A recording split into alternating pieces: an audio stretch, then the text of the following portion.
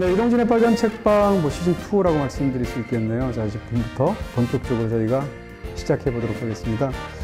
대한민국 독서사라는 책 천종환 그리고 정종현 작가가 쓴 이 책을 저희가 2주간에 걸쳐서 책임자를 만나다 이 코너에서 집중적으로 다루게 되겠습니다. 자, 이게 비디오로 바뀌어서 좀 마음이 살짝 설레기도 하고 긴장되기도 하는데요. 이분이 나오셔서 저는 사실은 너무나 마음이 든든합니다. 이다혜 작가님 모시도록 하겠습니다. 네, 안녕하세요. 어떠세요? 여기 지금 일산도 처음이시고. 아니, 지금 보시는 분들은 네. 엄청 어색하실 것 같아요. 아니, 저희도 어색해요.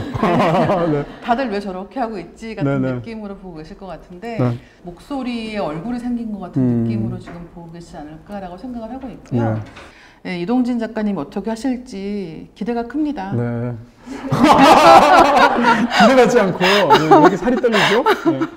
자, 대한민국 독서사 바로 이제 들어가 보도록 하겠습니다. 처음에 사실은 어떤 책을 해볼까? 책이 딱 좋겠다라는 생각을 했고요. 대한민국 독서사라는 책입니다. 제목 그대로 1945년도부터 지금까지 대략 한 70년이 넘는 세월 동안 한국의 독서 대중은 어떤 책을 읽어왔는가, 그리고 그것이 한국의 역사와 어떤 관련을 갖고 있는가를 집중적으로 서술한 그런 좋은 책이라고 말씀드릴 수 있고요. 네, 그리고 2010년대는 이 책에서 다루고 있진 않거든요. 거의 그렇죠. 네, 2000년대까지 다루는 정도고 네.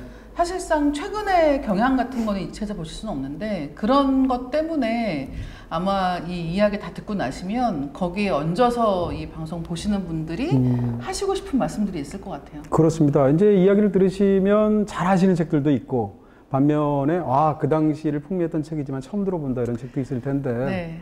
근데 그것 자체가 어떻게 보면 한 시대를 풍미한 책이면서 그 당시 한국 사회의 어떤 그 조류와 결정적인 역할을 그렇죠. 서로 이렇게 영향을 끼친 그런 관계잖아요. 책과 사회 자체가. 그렇게 한번 들어봐 주시면 유익한 경험이 되지 않을까 싶어요. 저는 이 책에서 이제 내가 본 책들은 그럼 한 90년대부터 나오겠다라고 생각했거든요. 네. 근데 뜻밖의 한 60년대부터 읽은 책들이 막 나오는 책을 거예요. 너무 많이 읽으셔서 그래요. 그래서 생각보다는 책들을 많이 읽어왔구나라는 생각을 했고 이 책의 장점은 역시 역사와 이 독서라는 걸 어떻게 연계할 수 있는가의 측면에 있는 것 같습니다. 네.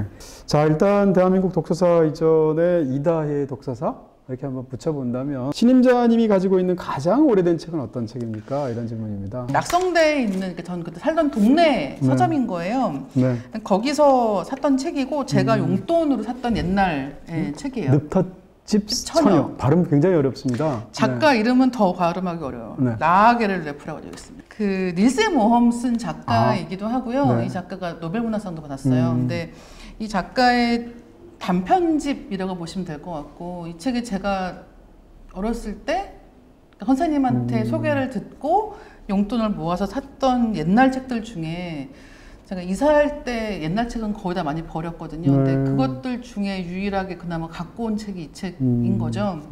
그만큼 저한테는 추억도 있고 처음 책 읽기 시작할 때 취향이라는 걸 만들어가던 초기의 책이기도 합니다. 집에 있는 책 중에 더 오래된 책들이 있기는 해요. 근데 지금 이렇게 표지가 싸져 있잖아요.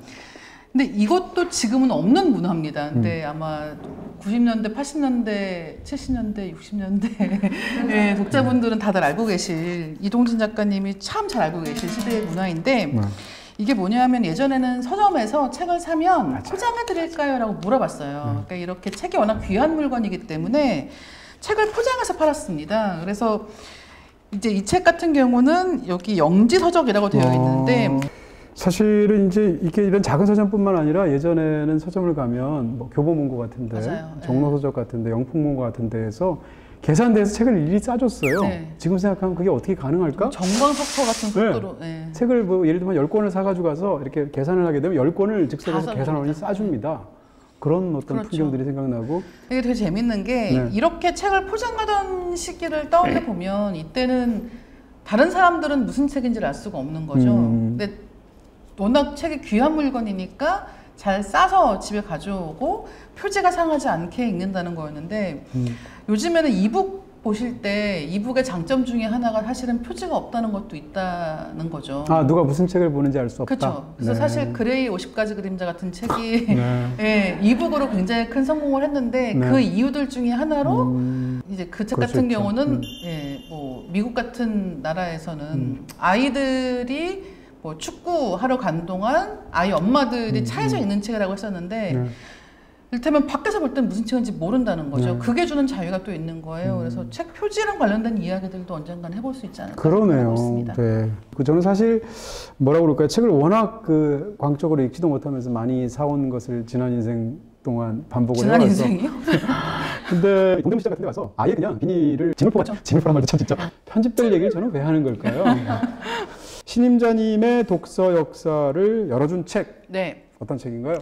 저 이거 전혜린 작가 책이에요. 오늘 그리고 얘기 나오잖아요. 예, 아무 말도 하지 않았다라고 하는 전혜린 작가의 책이고요.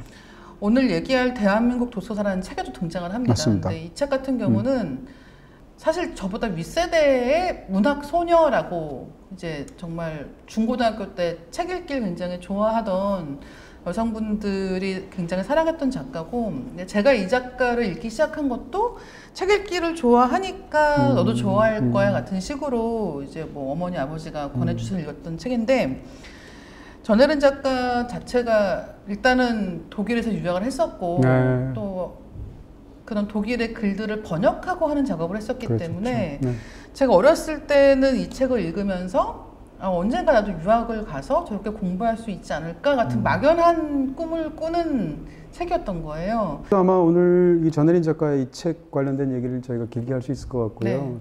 나의 독서사를 돌아보았을 때 절대 빼놓을 수 없는 책이 있다면? 이 책입니다. 아니 무슨 벽돌을 갖고 오셨어요. 책 예쁘지 않나요? 아니, 두께를 보여주세요. 두께를. 네. 이게 셜록 홈즈 전집이에요. 전집이고 집에 아서 코난 도일 전집만 지금 한 5질 정도 있는 것 같아요. 근데 이제 그 중에 표지가 제일 예쁜 책을 가져왔고요. 어떻게 보면 영국의 이런 트위드 무늬 뭔가 이런 것들을 떠올리게 하는 책이라고 하는 걸 읽고 뭔가 밤을 새고 그게 정말 재미있는 경험이다라고 생각했던 첫 번째가 언젠가 생각을 해보면 코난 도일의 셜록 홈즈 이야기들을 보던 때였던 것 같아요. 책장에 꽂혀 있으면 일단 굉장히 폼이 날 것 같고요. 그러려고 샀습니다. 책장에 꽂혀 있으면 되게 멋지겠다 라고 생각을 하고 샀는데, 이 책의 사명은 다 한 거잖아요. 이제 그렇죠. 자랑했으니까 끝났습니다. 자, 이제 본격적으로 이제부터 얇은 책 대한민국 독서사를 다뤄보도록 하겠습니다.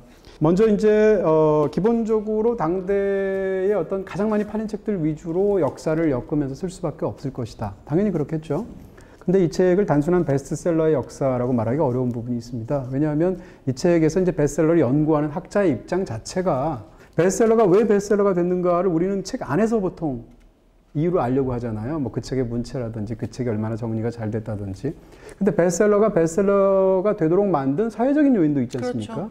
그러니까 이 책은 그 양자 사이 어딘가에 있다고 보고 이 사회적인 요인을 주로 이제 우리나라의 역사적인 어떤 부분들과 결부시켜서, 그러니까 그렇게 보면 이 책은 어떻게 보면 베스트셀러나 한국인이 가장 열심히 읽었던 책으로 본 한국의 현대사, 이렇게 말할 수도 있는 책인 것 같아요. 네, 실제로 이제 이 책을 보시면 한국의 현대사가 얼마나 다이나믹한가, 또 그 다이나믹한 현대사가 어떻게 책들과 연결되어 있는가를 아실 수가 있고, 베스트셀러라고 하는 게 갖고 있는 특징도 있다는 거잖아요. 그러니까 베스트셀러이기 때문에 사람들이 또 산다는 거예요. 그러니까 많이 샀기 때문에 베스트가 되기도 하지만 많이 샀기 때문에 또 나도 더 볼까라고 하는 게 있다는 건데, 이게 약간 천만 영화랑 비슷한 데가 있는 거예요. 하지만 차이가 있다면 이제 천만 영화는 극장 가서 2시간만 앉아있으면 다 볼 수 있지 않습니까? 하지만 본인이 책은 다 읽고 넘겨야 돼요. 집에 10년이 꽂혀 있어도 표지와 제목만 알 수 있다. 이런 것들을 이 책에서 같이 얘기하고 그래서 있어요. 사람들이 비상금을 책 사이에 숨기는 게 아닌가. 어차피 안 열어보니까 그런 생각을 또 하게 돼요. 사실 이제 최근에 영화 중에 보헤미안 랩소디가 있었잖아요. 근데 그 영화 1000만을 못 넘었죠? 근데 이제 그런 영화를 보다 보면 사실 전 보헤미안 랩소디라는 영화 그렇게 좋아하지는 않거든요. 근데 1000만이 넘었으면 좋겠어요. 심지어는 남은 한 5만 명 정도를 그냥 영화사에서 표를 사면 얼마일까 이런 까지 계산하게 돼요. 그럴 정도로 숫자가 주는 어떤 선생님이 그런 숫자에 강박이 있기 때문이 다 그런 건 아니거든요. 그런 생각이 있는데 아까 베스트셀러 얘기해 주셨는데, 사실 우리가 예전에 이제 페리스 힐튼 같은 사람 얘기 많이 했잖아요. 페리스 힐튼이 왜 유명한가? 유명해서 유명하다. 왜 베스트셀러야? 네, 그렇죠. 많이 사기 때문에 베스트셀러야. 자, 본격적으로 이 책은 이제 1945년도부터 다루게 되는데요. 이 쓰신 두 명의 공저인데 한 명은 이제 천정환 씨, 또 한 명은 정정현 씨, 네. 두 분이 공저하신 건데, 자, 1945년부터 당연히 다루겠죠. 네. 다루게 되는데 우리나라가 지금 전 세계적으로도 문맹률이 거의 굉장히 낮은 0에 가까운 나라로 유명하잖아요. 근데 1945년도 당시에는 한글을 읽고 쓸 수 있었던 사람이 절반밖에 안 됐다고 그래요. 그럴 정도로 어떻게 보면 책을 읽는다는 게 그렇게 쉽지 않았던 시대에부터 이제 이야기를 본격적으로 시작하게 되는데, 이게 책의 해방과 분단 얘기예요. 근데 이때 보면은 이게 해방 직후잖아요. 그래서 국어 선생님이 예, 어제까지는 네. 일본어로 가르쳤는데 네. 똑같은 선생님이 오늘부터는 한국어 가르치는 선생님인 거예요. 근데 그걸 둘 다 국어라고 부르는 거죠. 그런 데서 오는 맞아요. 문화 충격 같은 게 있는 거예요. 근데 지금 글로만 봐도 그 충격이 있거든요. 그러니까 예를 들면은 일본어를 국어로 가르치던 때에는 그러니까 이 조선 국적을 가지고 있었던 아이들이 조선말을 쓰면 맞았다는 거예요. 그렇죠. 근데 바로 하루아침에 그 반대라는 겁니다. 일본말을 쓰면 맞기 시작한다는 거예요. 그 때린 사람이 같은 선생님이라는 그렇죠. 거죠. 그러니까 일제치하에서 45년도에 학생들에게 일본어만 써야 되고 한국어를 쓰면 안 된다. 일본어란 말도 아니고 그때는 국어라는 표현으로 일본어를 지칭하면서 때렸던 가네야마 선생님께서 창씨개명을 했으니까요. 해방이 되고 났는데 한국 입장에서는 보면 누군가 가르쳐야 되는데 선생님이라는 교원이 없습니다. 그러니까 그 선생님을 그대로 갖다 써야 되죠. 그렇죠. 그러니까 가네야마 선생님이 일본어라는 국어를 가르치고 애들 보고 일본어만 써야 되고 한국어는 쓰면 안 된다. 조선어는 쓰면 안 된다고 때렸는데 하루아침에 반대로 이번엔 일본어로 하니까 때리면서 네. 조선말만 써야 된다. 국어만 써야 된다라고 김 선생님이 돼서 다시 얘기를 하게 된다는 거죠. 그런 어떤 이야기들로 시작을 하고 있죠. 그리고 이제 본격적으로 이제 책감 얘기가 나오게 되는데 네. 우리나라가 이제 해방이 되고 나니까 사람들이 우리 조선의 역사, 조선의 말에 대해서 폭발적인 어떤 수요가 생기는데 우리가 준비된 해방은 아니었었지 않습니까? 그러니까 갑자기 책들이 너무 부족하게 되고 네. 그래서 어떤 책들은 굉장히 비쌌다고 얘기를 하죠. 예를 들어서 외솔 최연배 선생의 우리말 교본 이런 책들은 책 한 권이 쌀한가마니 값이기도 했고 북하늘 쪽으로 가게 될 때, 북쪽으로 가게 될 때 이렇게 책을 한 보따리 지고 가면 명태를 한 달구지를 줬대요. 그럴 정도로 책값이 굉장히 비싸면서도 그랬던 시대였던 것 같아요. 그렇죠. 지금은 책 안 팔리면 네. 가지고 팔잖아요. 그렇죠. 네, 네. 그 생각도 책을 나고 모아서 네. 초반에는 워낙 책이 귀했다라고 보시면 될 것 같아요. 네. 사실은 뭐 아까 제가 말씀드렸을 때도 옛날에는 책이 귀한 물건이어서 이렇게 포장을 해서 상하지 않게 보관했다라고 말씀을 드렸지만 그런 시간이 꽤 오랫동안 지속이 된다는 거죠. 그리고 또 한 가지는 여기 이제 이 책을 보시면 책 중간중간에 이렇게 다른 맞아요. 색깔 면지를 써서 이제 어떻게 보면 본문에서는 좀 더 역사 중심으로 이야기를 한다고 치면 특별한 경우에 이제 베스트셀러가 되었다든가 아니면 예, 이제 뒤쪽에 가면 이런 베스트셀러를 역사적으로 연구하는 학자들은 아무래도 역사를 중심으로 하고 있다든가 아니면 이른바 순문학에서 중심으로 다루고 있는 책들을 이야기하는 경우가 많지만 여러분 다 아시겠지만 실제로 사람들이 많이 읽는 책은 또 따로 있잖아요. 근데 그런 경우에는 이렇게 특별하게 따로 코너를 마련을 해서 이야기를 하고 있기 때문에 이 부분만 보셔도 굉장히 재밌지 않을까라는 생각도 좀 했습니다. 그렇습니다. 이제 우리나라가 정부가 수립된 건 1948년도지 않습니까? 근데 서울대학교가 생긴 게 1946년도거든요. 네. 이 책에서도 나오게 되는데 그러니까 정부 수립 이전에 공립대학을 건설할 정도의 어떤 사람들의 어떤 그 굉장한 교육열 같은 게 있었는데 한국전쟁 얘기도 뒷부분에 나오게 되는데 그런 상황에서 저도 이제 이 책을 보면서 알게 된 게 서울대학교가 생기고 나서 최초로 명예법학 박사 학위 1호가 누군가 하면 메가더 장군이래요. 2번이 하지 중장이라고 합니다. 역시 마찬가지로 미국의 장성이죠. 그 세 번째가 이승만 전 대통령이에요. 그러니까 이 사람들이 1, 2, 3호라는 것이 해방 전후의 한국 사회에서 이 서울대학교라는 가장 학문적인 권위가 있는 학교에서 이 세 사람에게 차례대로 법학 박사 명예학위를 줬단 말이에요. 그러니까 당대의 어떤 그 권력의 흐름 같은 것이 어떤 것인지 우리가 사실은 볼 수 있는 부분이 있다라는 거죠. 그리고 또 한 가지는 이제 저는 해방 생각하면 그 출판사 이름을 너무 잘 지으셔서 의류문화사 생각나요. 아, 네.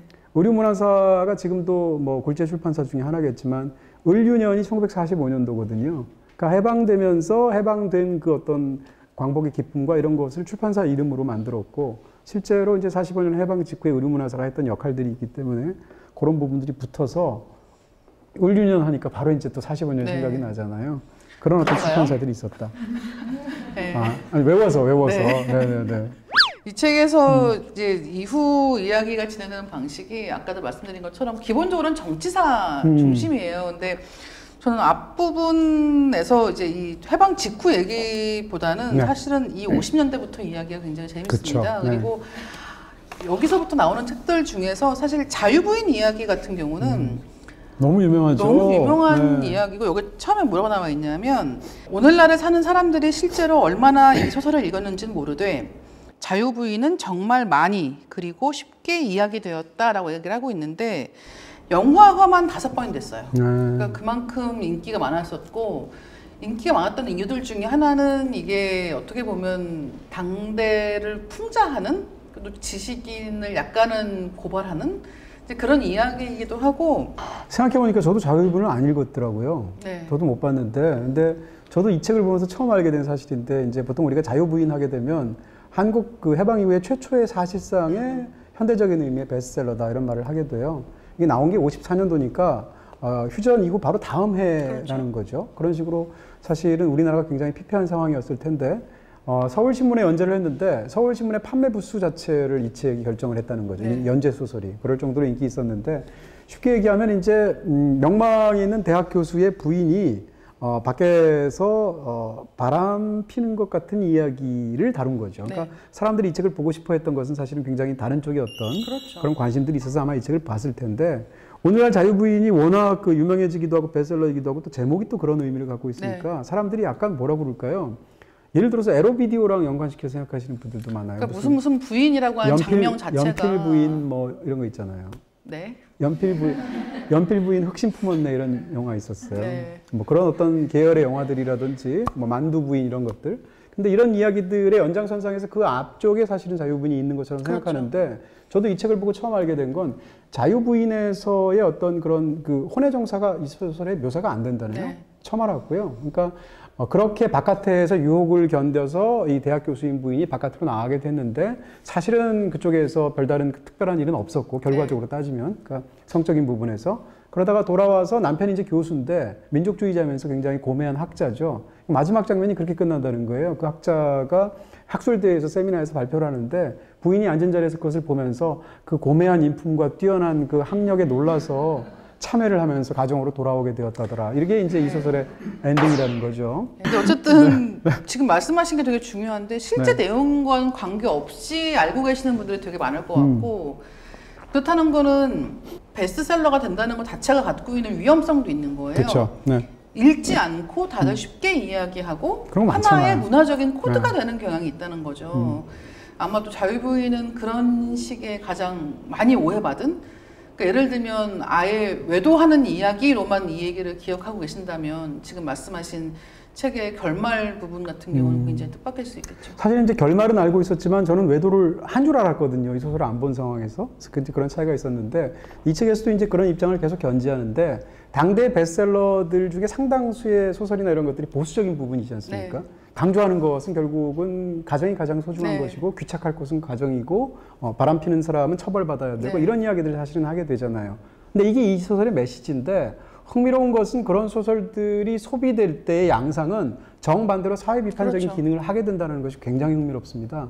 그러니까 이 사람이 바깥에서 이제 그런 어떤 호기심을 만족시키기 위해서 다니는 과정에서 사실은 그 당시의 시대상을 묘사하게 되고 그러면서 그 가부장적인 사회가 얼마나 옹졸하고도 완고한 사회였는가를 자연스럽게 묘사하게 되고 그러면서 정치 권력에 대한 비판도 있게 되고 그래서 결과적으로는 그런 게 기능한다는 거죠. 네. 그것이 저자의 의도였는지 아닌지는 알 수 없으나 그런 부분에서 어떻게 보면 베스트셀러의 사회사라고 말할 수 있는 그렇죠. 그런 걸로 굉장히 말하기 좋은 게 자유부인이었다.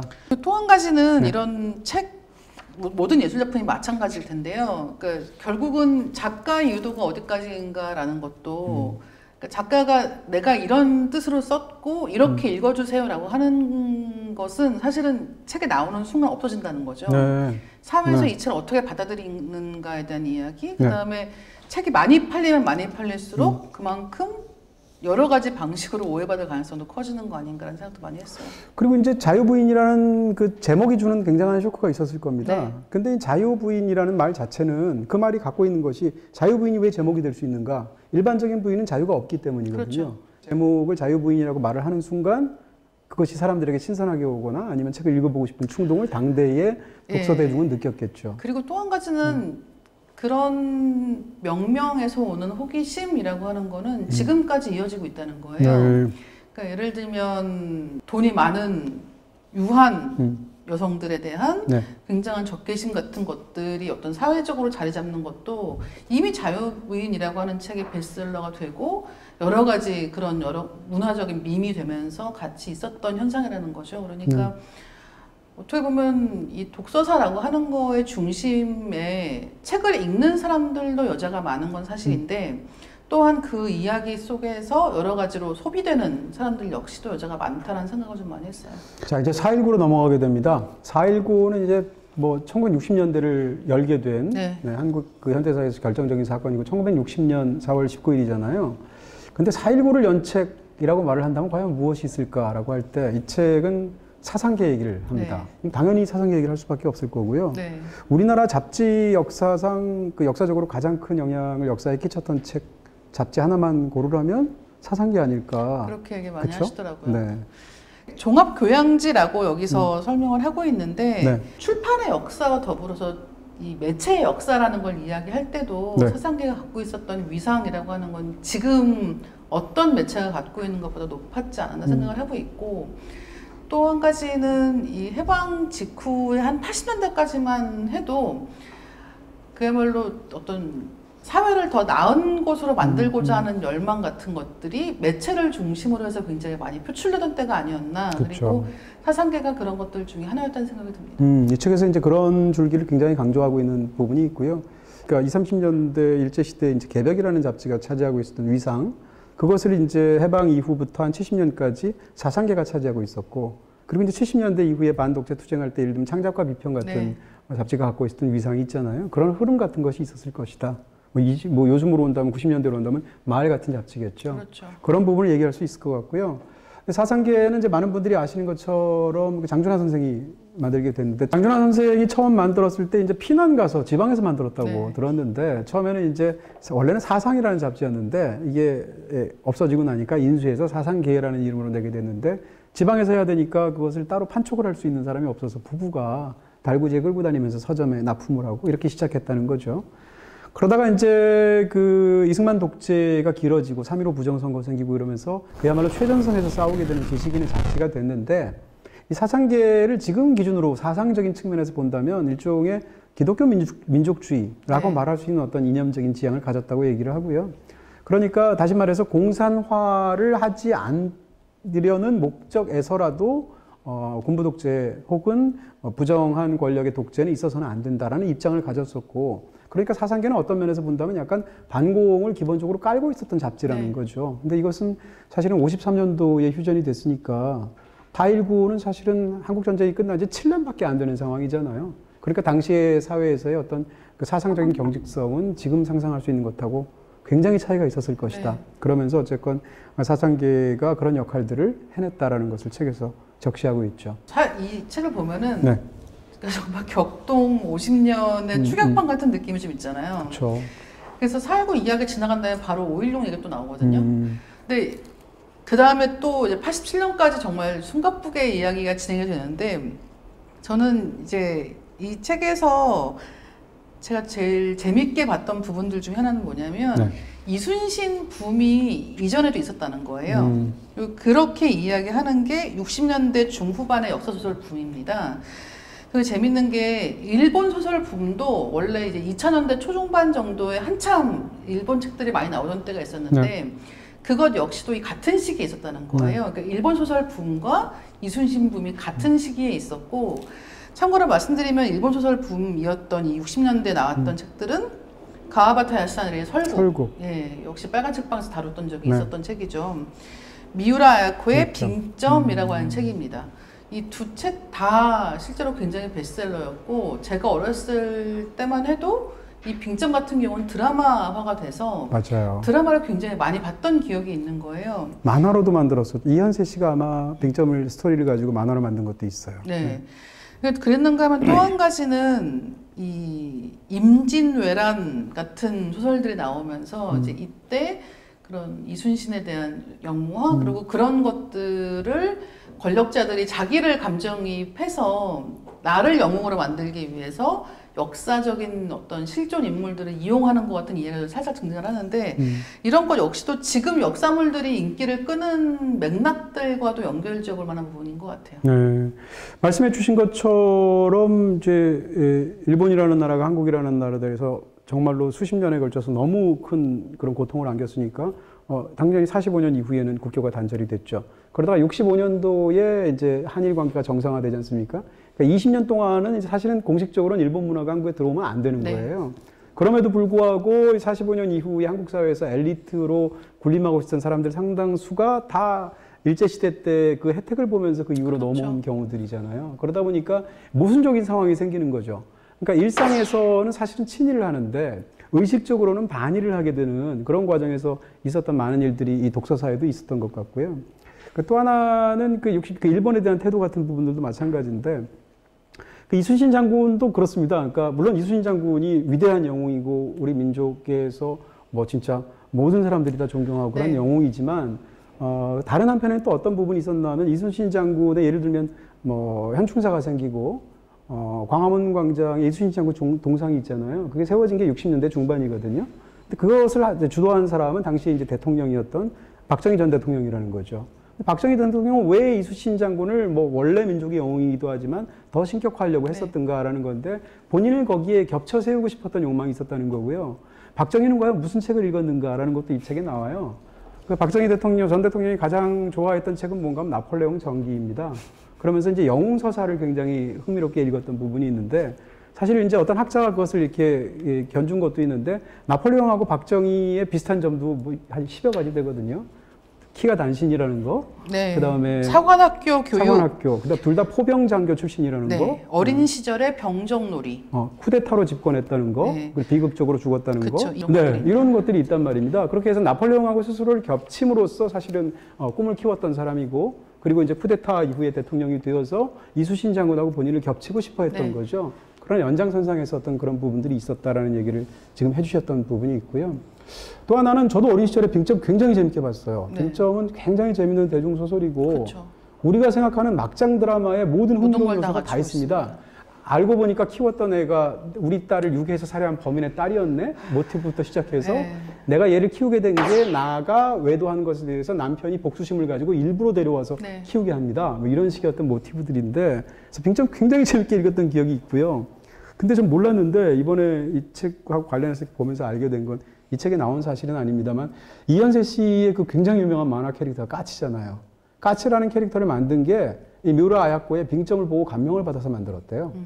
그러니까 거기서 직접적인 영향은 아니겠습니다만 거기에 등장하게 된 그 딸의 시점 같은 것들이 있게 되는데 그걸 가지고 만든 캐릭터가 까치였다고 이현세 씨가 인터뷰에서 말을 했더라고요. 그런 측면에서 보면 사실은 그렇게 작동한 많은 어떤 책들이 있었을 것이다. 설국은 뭐 말할 것도 없고요.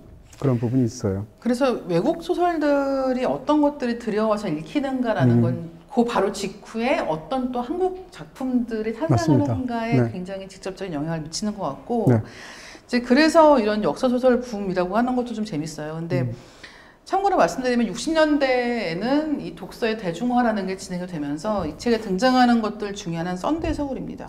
근데 썬데이 서울과 함께 이제 여기 언급되는 게 창작가 비평이에요.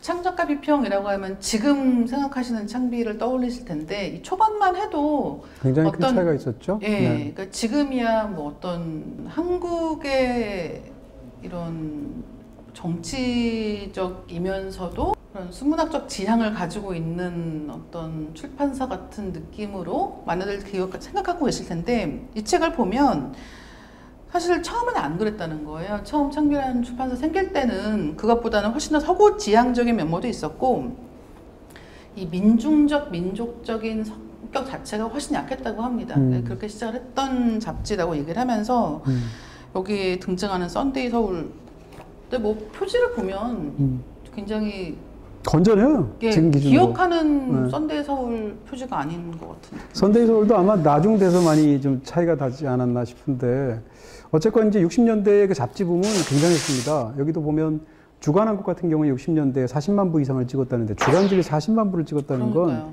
지금도 불가능한 기록이고 당시에 가장 잘 나가는 신문이 한 20만 부 정도 나갔대요. 그걸 감안하면 가장 잘 나가는 신문보다 주간 잡지가 2배 이상 나왔다는 네. 얘기죠. 그래서 요즘 알고 있는 주간자 붙은 잡지들 있지 않습니까? 주간경향, 주간조선, 주간중앙 했던 것들이 다 그때 이후에 만들어진 네. 잡지들이고 그 연장선상에 사실은 썬데이 서울도 있었다라는 이야기들을 하게 되고요. 그리고 이제 여기서 60년대에 빼놓을 수 없는 지금 베스트셀러이자 한국 문학사에서 너무 중요한 작품이 광장입니다. 네. 근데 광장이 나오게 된 게 4.19 직후거든요. 그러니까 광장은 여러분들도 잘 아시는 것처럼 최인훈의 광장에서의 주인공이 이명준이죠. 이명준이 마지막 순간에 결국은 한 나라를 택해야 되는데 남도 아니고 북도 아니고 인도를 택하잖아요. 그 이유가 거기가 이제 제3세계를 택하게 되는데 이게 만약에 4.19 이전의 상황이었다면 이런 책이 나올 수가 없고 그렇죠. 4.19 이후라도 아마 안 됐을 것이다. 그러니까 오히려 이렇게 4.19 직후에 완전히 민주화된 약간 혼란스러웠지만 그런 사회에서 나올 수 있었던 그런 작품이었다라고 얘기할 수 있고 사실 영화사도 마찬가지예요.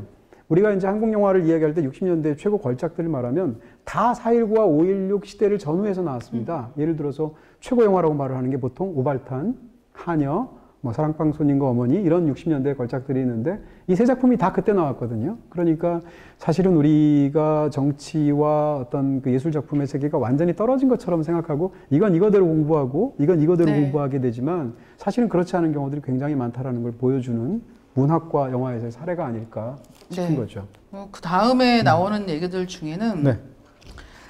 저는 이 전집과 웹판원 이야기가 굉장히 재밌었거든요. 네. 그러니까 이게 뭐냐면 요즘은 전집으로 책을 잘 많이 안 사시더라고요. 전집으로 책이 많이 팔렸던 마지막이 홈쇼핑에서 그 세계 문학 전집을 한번 판 적이 있어요.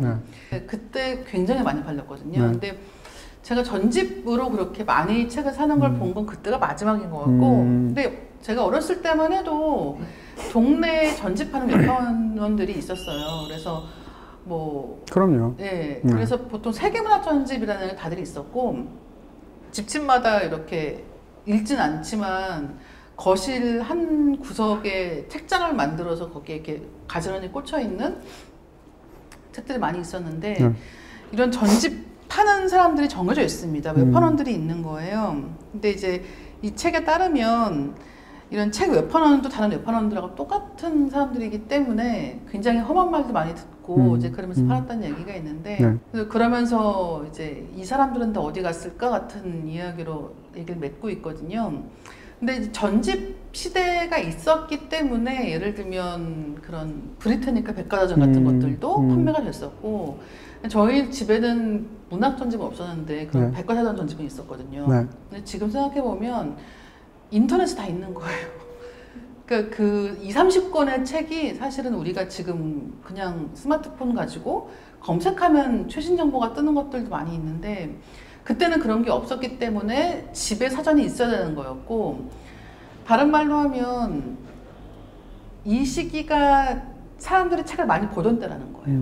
그러니까 지금 뭐 책의 시대가 간다 이런 식의 얘기를 많이 하는데 그런 차이가 무엇에 있는가 생각을 해보면 여가 시간에 무엇을 할 것인가 할 만한 게 무엇이 있는가에서 선택의 여지가 훨씬 적던 시대에 더 책에 대한 이야기가 다양할 수밖에 없지 않나 생각이 듭니다. 세일즈를 한다는 건 진짜 어려운 일이잖아요.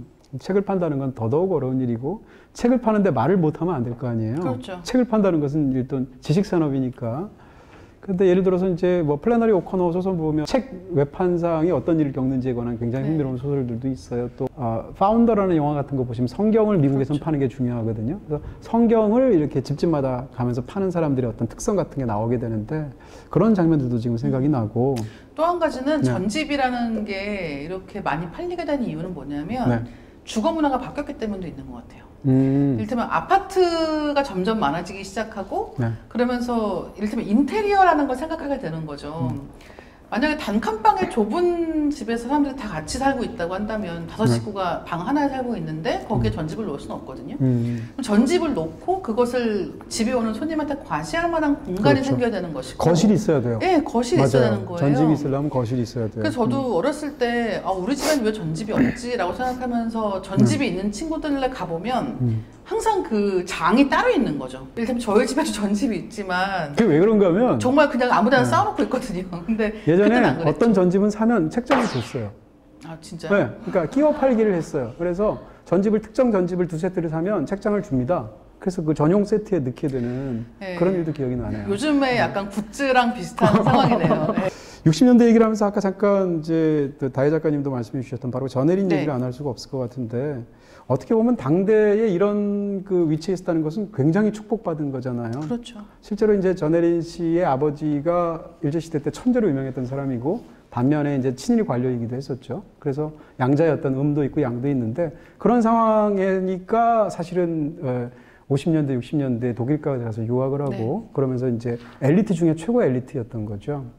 전혜린 하면 생각나는 게 전혜린이 유학했던 데 중에 하나가 이제 뭐 뮌헨에도 있고 뭐 슈바빙에도 있었던 걸로 아는데 제가 미팅을 최초로 했던 데가 슈바빙이거든요. 네, 슈바빙이라는 이름의 네. 경양식집이랑 바로 카페 그거죠. 같은 것들이 많이 있었죠. 독일 네. 슈바빙에서 했다는 건 아니고 종로 2가에 있는 2층에 있었던 슈바빙이라는 카페가 있었어요. 거기서 최초로 제가 1965년도였나요? 아니요, 그건 아니고요. 그땐 태어나지도 않았죠. 근데 어쨌건 그러니까 32살에 죽었단 말이에요. 네. 그러니까 굉장히 지금 봐도 젊은 나이고 그때도 마찬가지였는데 이 전혜린 씨 책을 보면 자기가 뭔가 자기 글을 쓰고 싶은 것에 대한 굉장한 열망도 있고 정말 공부를 많이 한 사람이고 그리고 그런 자기가 읽어온 것들, 자기가 원하는 삶에 대한 것도 끊임없이 생각을 하면서 또 유학을 간 상황에서 아이도 낳았고 네. 여러 가지 이야기가 있는 거예요. 근데 이제 그런 이야기를 완성하는 게 말씀하신 것처럼 일찍 죽은 게 있다는 거죠. 락 음악 듣던 사람들하고 좀 비슷한 데가 있는 것 같아요. 네. 전혜린 좋아한다고 하면 27살 클럽이란 게 있잖아요. 네. 네. 이를테면 나 27살 됐는데도 아직 죽지 않고 나는 평범하게 사는 것일까 같은 그러니까 사실 너무 당연한 건데 그걸 기쁘게 받아들이지 않고 뭔가 멋있게 삶이 마무리되지 못한 삶을 살고 있다는 느낌 같은 걸 받았던 것 같은데 저도 사실 이때 전혜린을 읽을 때는 그런 거에 좀 취해 있었던 부분들도 분명히 있는 거예요. 왜냐하면 지금 백색 클럽에 벽에 뭔가를 칠할 때까지 살 것 같잖아요. 근데 이런 상황에서 벽에 페인트 칠하면 살 것 같죠. 네. 네. 근데 이제 그런 생각을 하면서 약간 공포에 질려 있다가 32살에 이렇게 정말 자기가 원하는 활동을 하다가 라고 생각하면 네. 근데 어린 나이에 이 책을 읽으면 더 그런 동경이 강해지는 거예요. 그렇겠죠. 네. 그래서 전혜린이라고 하면 정말 많은 생각들을 하게 되는 것 같습니다. 그런 뭉클한 마음들이 있어요. 근데 그 얘기랑 관련해서 실제로 비슷한 사건들이 있었어요. 이 책에도 네. 나오는데 경기여고 다녔던 그 여고생 2명이 이제 동반 자살을 하는 굉장히 당시로서 큰 문제가 있었던 사건이 있는데 네, 이 책에서는 이제 네. 설명하기를 까미펜 자살 사건이라고 소개를 하고 있습니다. 네. 근데 이 두 학생이 동반 자살을 했는데 네. 그러니까 이런 사건이 있을 때 항상 그 이유가 뭔지를 찾잖아요. 언론들은 왜 이런 일이 벌어졌는지 찾게 되고 그 이유로 마침 보인 게 둘 다 까미의 이방인을 읽었어 같은 상황이 된 거죠. 근데 이 책 보면 어떻게 되어 있냐면 이방인을 읽었다는 거 말고도 일단 두 학생 다 성적이 좋았고 네. 두 학생 다 이방인 읽었으면 성적 좋았을 것 같아요. 고등학생이 그랬으면 60년대에. 네. 지금도 마찬가지일 것 네. 같습니다. 두 집 살림을 하는 아버지 때문에 가정 불화를 겪고 있었다라고 하는 거예요. 그러니까 사실 생각해보면 이게 그럴 더 수도 있죠. 두 학생이 네. 마음을 터놓고 굉장히 예민한 나이에 아버지가 두 집 살림을 하고 있으면 양쪽, 그러니까 어머니가 일단 그것 때문에 굉장히 마음 상해했을 것이고 그런 집에 가면 항상 그런 얘기를 들어야 했을 것이고 생각을 하면은 이런 두 학생이 자살한다고 했을 때 둘 다 같은 가정 환경에 있으면 당연히 그게 이유가 아닐까 생각을 해야 되는데 갑자기 이방인이 나오는 거죠. 까미가 나오는 것이고 이것은 사실 수많은 경우에 무슨 미국 같은 경우에 총기 난사 사건 같은 게 벌어지면 그렇죠. 가서 네. 이 가해 학생은 어떤 영화를 봤는가, 어떤 음악을 들었는가를 가지고 연결시키는 경우가 있다는 거예요. 하지만 과연 그게 전부일까라는 생각이 많이 드는 거죠. 그게 바로 이제 그 마이클 모어의 볼링 포 컬럼바인이라는 영화가 하는 얘기인데 그렇죠. 컬럼바인 고등학교에서 이제 2명의 고등학생이 가서 친구들을 굉장히 많이 죽이는 끔찍한 사건이 있었지 않습니까? 근데 얘네들은 왜 그랬을까? 걔네들이 볼링을 쳐서야 라고 역설적으로 일부러 그것을 풍자해서 만든 영화가 볼링 포 컬럼바인이에요. 왜냐면 그날 아침에 얘네들이 볼링 수업이 있었거든요. 그걸 연관되는데 볼링 때문에 사람들을 죽일 리가 없지 않습니까? 그러니까 언론에서 사람들을 그렇게 몰아가는 것이 이런 정도다라는 것을 풍자적으로 만든 게 볼링 포 컬럼바인인데 우리나라도 마찬가지죠. 사실은 아까 말씀하신 것처럼 이렇게 두 아이가 만약에 죽었다면 죽어야 되는 어떤 굉장히 다른 많은 이유가 있을 수 있어요. 근데 가장 쉬운 것, 가장 문화 쪽으로 관련해서 블레임하기 쉬운 것을 골라내는 거죠. 요즘 같으면 이제 그런 끔찍한 일이 생기게 될 경우에 뒤져보니까 아 사실은 얘가 슈팅 게임을 좋아했더라, 컴퓨터 게임을 좋아했더라, 아니면 뭐 PC방에서 살았대더라. 그럼 아 폭력적인 게임이 이 아이를 뭐 끔찍한 상황으로 몰고 가서 가해를 하거나 피해를 입게 만들었다라고 한다거나 이렇게 되는 거죠. 근데 그 당시에는 컴퓨터 게임도 없었고 뭐 폭력 비디오도 없었고 이런 것도 없으니까 그게 하필이면 애꿎은 알베르 까뮈였던 거죠. 그런 식의 이야기들 할 수 있지 않을까 싶은 부분들이 있습니다. 또 한 가지 이제 이 책에서 이야기하는 뭐 베스트셀러 중에 하나는 그러니까 이제 이후 80년대 이렇게 가면은 영웅문 얘기가 나옵니다. 김용의 영웅문 그러니까 무협 소설들 이야기가 나오는데 너무 싫어요. 저는 이거 안 읽었는데 저희 형하고 누나하고 막 싸우면서 읽어가지고. 안 읽으셨다고요? 저는 안 읽었는데 못 봤는데 싸우면서 읽었어요. 왜냐하면 서로 번호 순서를 자기가 먼저 읽어야 되느니 뭐 해가지고. 그렇죠. 굉장히 예민한 문제였거든요. 책을 그렇게 많이 읽으셨는데 영웅을 안 읽으셨군요. 엄두가 안 나. 18권이잖아요, 그 책.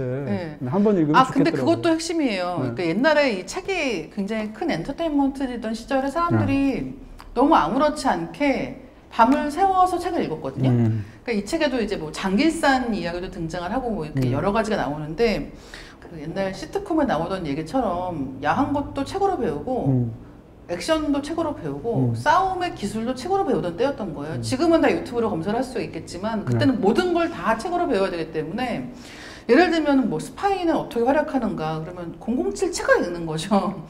그리고 007 이언 플레밍의 007 같은 경우에는 이게 스파이에 대한 이야기인 동시에 굉장히 어떤 영화도 마찬가지겠습니다만 스파이의 모험담 더하기 에로티시즘 같은 게 있어서 이제 우선 소프트코어 포르노라는 표현을 쓰고 있는데 이제 그런 것으로 굉장히 많은 사랑을 받기도 했다는 얘기도 있죠. 그렇습니다. 그 외에 뭐 펄벅의 대지라든지 뭐 제이디 셀린저의 호밀밭의 파수꾼이라든지 일본 작가 중에서 뭐 미시마 유키오나 아니면 뭐 다자이 오사무나 이런 작가들이 60년대를 한국에서 굉장히 풍미했던 유명 작가들이었다라는 정도로 가볍게 마무리를 하도록 하겠습니다. 네, 저희 이렇게 해서 초토의 방송 마치게 됐습니다. 저희 열심히 노력했는데요. 어떻게 보셨는지 모르겠습니다.